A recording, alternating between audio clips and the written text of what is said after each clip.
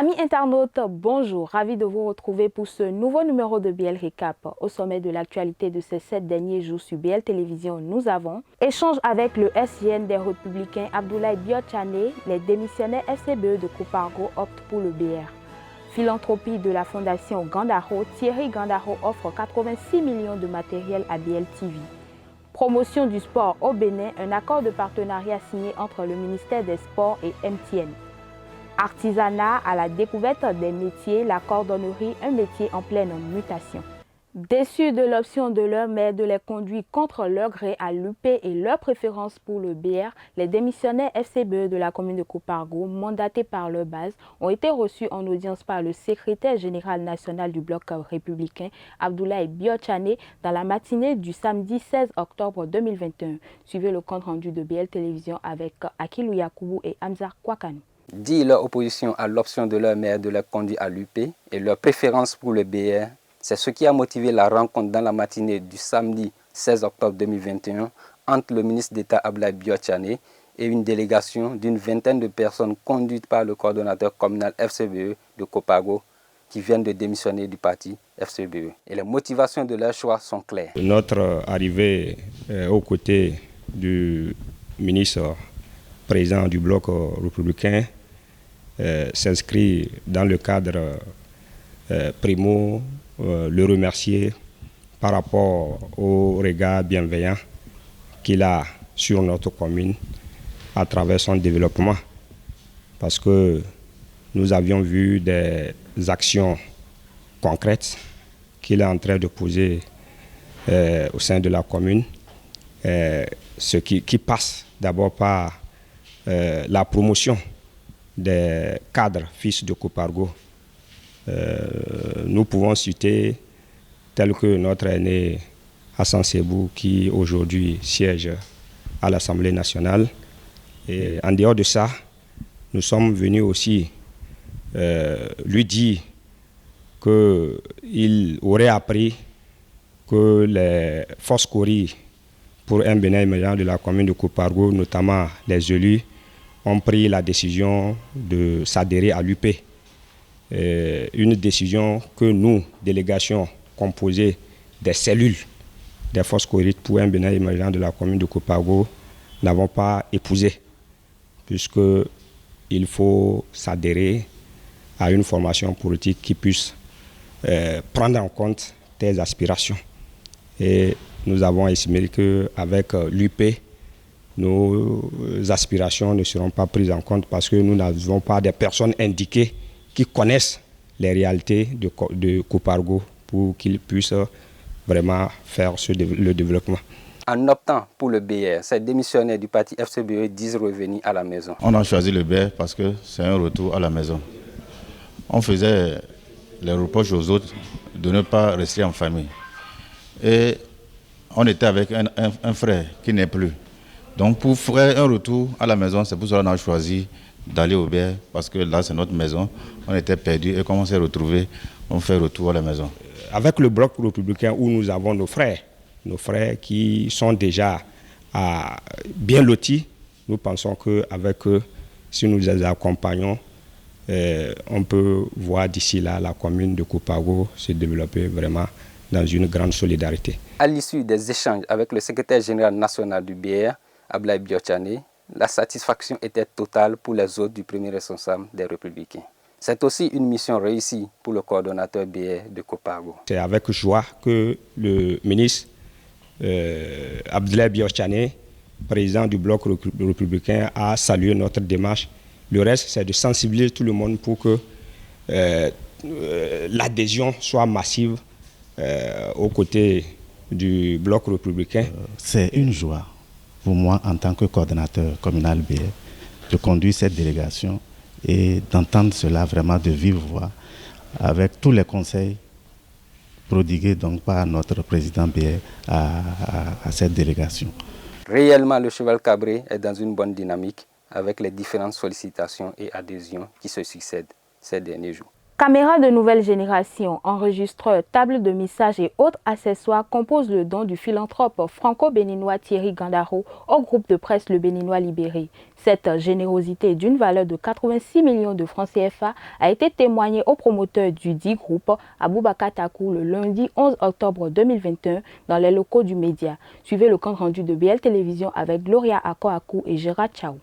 On peut voir la valeur d'un homme à ce qu'il donne et non à ce qu'il est capable de recevoir. Cette citation d'Albert Einstein est l'illustratif de la philanthropie du franco-béninois Thierry Gandaro. Un homme charitable nourri par l'ambition du développement du Bénin que prône le gouvernement Talon et qu'il n'hésite à accompagner à sa manière.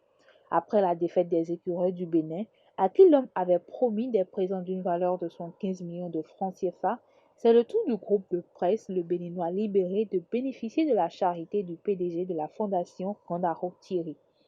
Caméras de nouvelle génération, enregistreurs, table de mixage et d'autres accessoires composent le cadeau de l'hôte du promoteur du dit groupe de presse Aboubakar Takou. Un geste fait de tout cœur après une observation minutieuse, explique le PDG Thierry Gandaro. Comme vous le savez, Aboubakar Takou, c'est un frère à nous tous.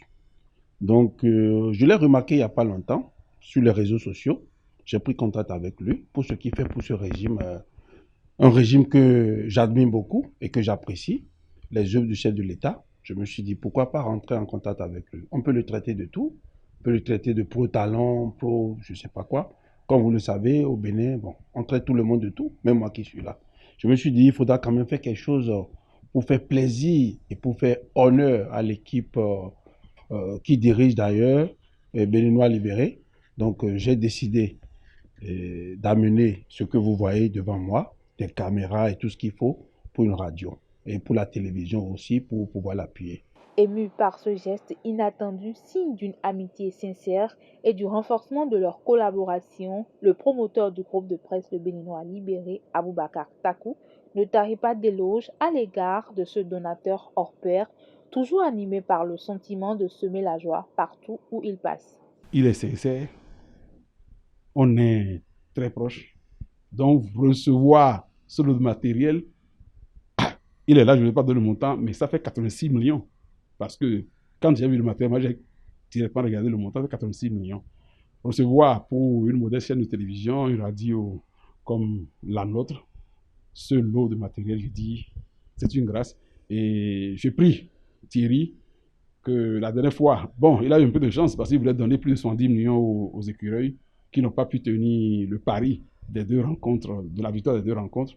Ce montant qu'il avait en tête, puisse le Seigneur gonfler son cœur davantage pour qu'il fasse aussi un geste comme ça à l'endroit de mes autres confrères. Et même pourquoi pas de l'ORTB. Donc merci Thierry, je ne peux que le remercier et remercier tous les amis qui me soutiennent aussi. Cette cérémonie de remise de dons a été l'occasion pour le donateur Gandaro de saluer les réformes salvatrices du président Patrice Talon. On est avec Talon, comme vous le savez, notre président. Et vous voyez ce que c'est qu'un bon président. Je n'ai pas besoin de vous le dire. Déjà, le Bénin, vous voyez le développement. Les gens ont fait 17 ans, ils ont fait 20 ans, ils ont fait 5 ans. On n'a jamais vu le Bénin comme ça. Et donc, c'est une fierté pour moi, quand même, de quitter Paris avec tout ça. J'ai fait la commande et puis voilà. Tout ce que vous voyez, c'est avec lui. Donc, on doit accompagner nos frères, nos grands frères, nos chers amis qui sont avec nous, même s'ils ne sont pas avec nous, tous ceux qui sont béninois. Le cadeau de ce Père Noël d'octobre a été reçu dans la soirée du lundi 21 octobre 2021 dans les locaux du groupe de presse Le Béninois Libéré.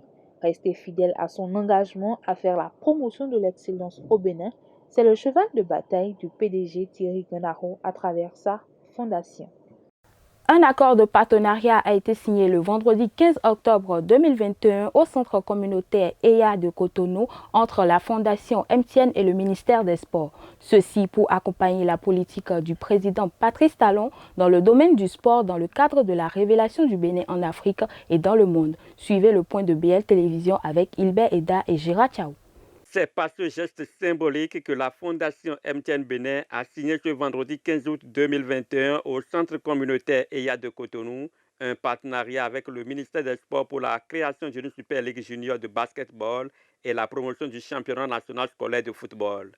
D'une valeur d'1,2 milliard de francs CFA pour une durée de 3 ans renouvelable, Il permettra chaque année à la Fédération béninoise de basketball de recevoir 300 millions de francs CFA et à l'Office béninois du sport scolaire et universitaire 100 millions de francs CFA. C'est par la volonté du chef de l'État et de l'ensemble de son gouvernement que la dynamique d'implication du secteur privé dans le financement du sport s'est concrétisée dans notre pays. Aujourd'hui, au-delà de la taxe de développement du sport que nous avons instaurée, nous avons souhaité que les entreprises soient elles-mêmes propriétaires ou copropriétaires d'associations sportives, de clubs sportifs, ou qu'à défaut, elles puissent verser leur contribution, parfois même au-delà de la taxe, au financement du sport pour le bénéfice des fédérations et des clubs. C'est avec beaucoup d'émotion que je viens vous confirmer que dans le cadre de ce partenariat que nous avons négocié et conclu avec MTN Bénin, vous recevrez désormais de façon irrévocable 300 millions de francs CFA chaque année. Sur les 3 ans, ça fait 900 millions. Je ne sais pas si, depuis que le basketball existe au Bénin, nous avons déjà eu de l'État ou d'un partenaire privé 300 millions de francs par an. Je ne crois pas. Et donc, c'est vraiment le nouveau départ du basketball béninois, c'est vraiment la révolution. Et comme nous autres, nous préférons le mot rupture, c'est vraiment la rupture et le nouveau départ du basketball béninois. On peut dire avec fierté aujourd'hui qu'avec ce partenariat, le développement du basketball, ça y est. Chaque année, MTN mettra 100 millions de francs CFA à la disposition de l'Office béninois des sports scolaires et universitaires pour financer le championnat national scolaire. La directrice de la fondation MTN Bénin, grâce à qui le partenariat a vu le jour, est revenue sur les réelles motivations de cette action. Le Bénin que nous aimons est vraiment pétri de talents. Des talents qui n'attendent que des opportunités pour éclore et se révéler. Emballés par le franc succès du challenge 3 contre 3, nous nous sommes posé la question suivante. Pourquoi s'arrêter en si bon chemin? Nous avons donc décidé de poursuivre cette belle aventure et aujourd'hui nous sommes heureux d'annoncer que nous accompagnons le ministère des Sports à travers la création de la Ligue de basketball. À cet effet, 1,2 milliard de francs CFA seront progressivement mobilisés pour accompagner le gouvernement dans le développement du sport. Un acte fort louable qui réjouit les responsables de la Fédération béninoise de basketball et de l'Office béninois du sport scolaire et universitaire qui témoignent ici leur reconnaissance. Ce jour, vendredi 15 octobre 2021, restera gravé dans les annales du sport béninois et plus particulièrement du basketball.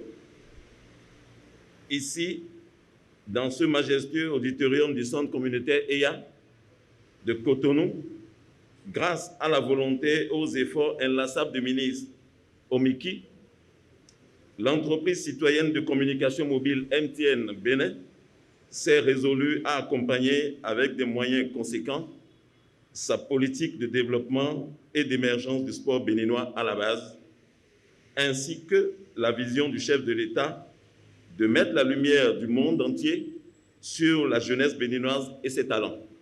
Je tiens donc à adresser mes sentiments de gratitude à Madame Ofodile, directrice générale de MTN Bénin, pour avoir compris le sens de la démarche du ministre des Sports et surtout pour l'engagement total de son équipe. Voilà un coup de pouce qui est en phase avec la vision du président Patrice Talon pour révéler le sport béninois en Afrique et dans le monde. Métier consacré à la réparation et à la fabrication des chaussures, la cordonnerie est confrontée aujourd'hui à une forte concurrence des chaussures importées et du marché de la friperie. Toutefois, les cordonniers essaient de réinventer leurs techniques et matériaux de travail pour proposer aux clients des produits originaux made in Bénin. Allons à la découverte de ce métier qui s'adapte avec son temps. Suivez cet élément de BLTV avec Audrey Titi et Cédric Messanvi. Rien que du made in Bénin, métier noble, autrefois pratiqué de façon traditionnelle, la cordonnerie a évolué aujourd'hui. En mutant, les cordonniers ont su renaître de leurs cendres avec la menace de Misebo et des chaussures importées. De nouvelles techniques de travail et outils ont apporté aujourd'hui une touche de modernité à la cordonnerie. Aubin Solevo et Gogli Kodjo Jean, tous deux cordonniers et patrons de leur propre atelier, nous parlent ici du métier et exposent aussi les changements observés au fil des ans dans ce secteur. La cordonnerie, c'est en quelque sorte tout ce qui concerne la chaussure. D'abord la fabrication, l'entretien et la réparation. C'est la passion, l'amour métier qui m'a poussé à m'intéresser à la cordonnerie.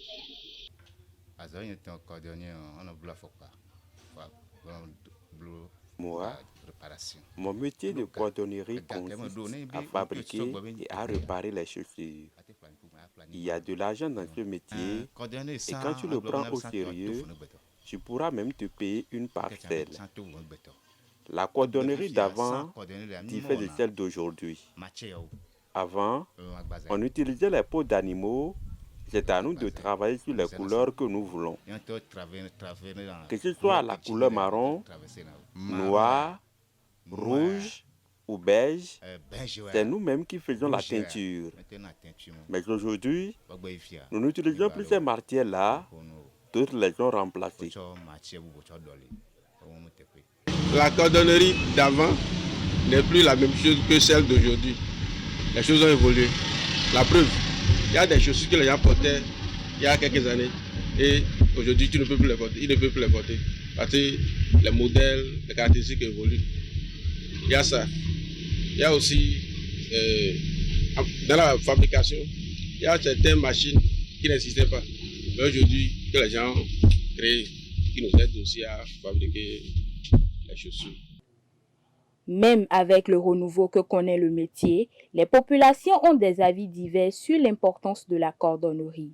D'ailleurs, certains nous exposent leurs préférences entre les chaussures fabriquées par les cordonniers et celles importées et en vente dans les marchés.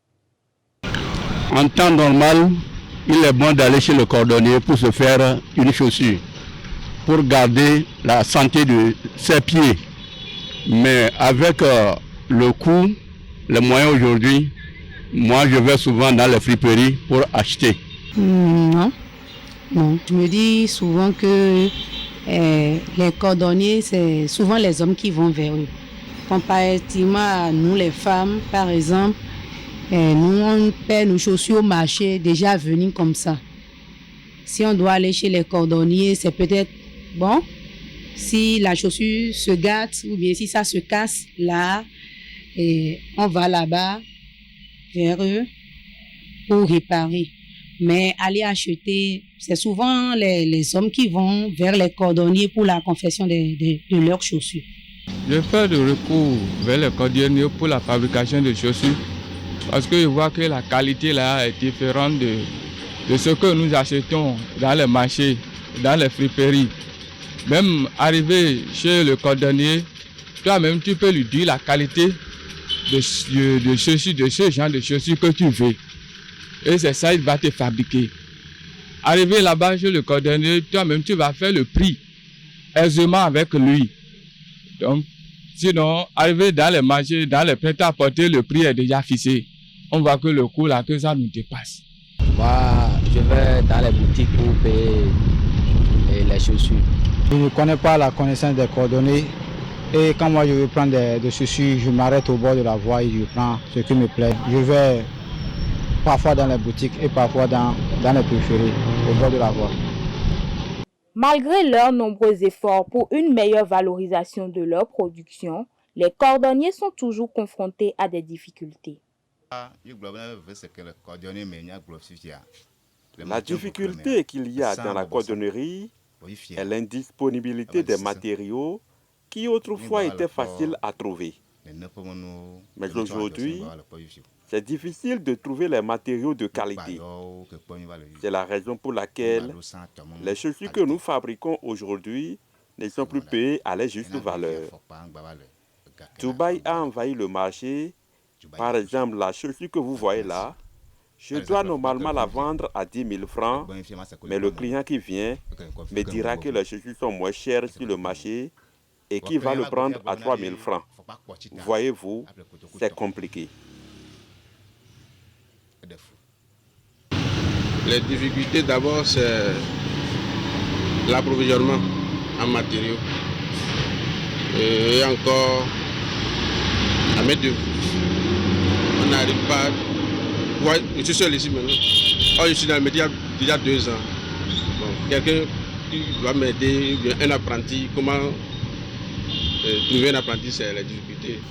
Parce que les jeunes d'aujourd'hui, ils ne s'intéressent pas trop à la cordonnerie. Pour eux, c'est un métier sale.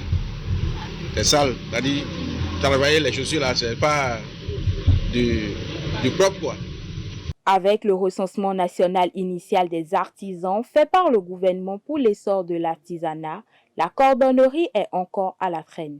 Ces maîtres des souliers lancent un appel au gouvernement pour une amélioration des conditions de leur travail.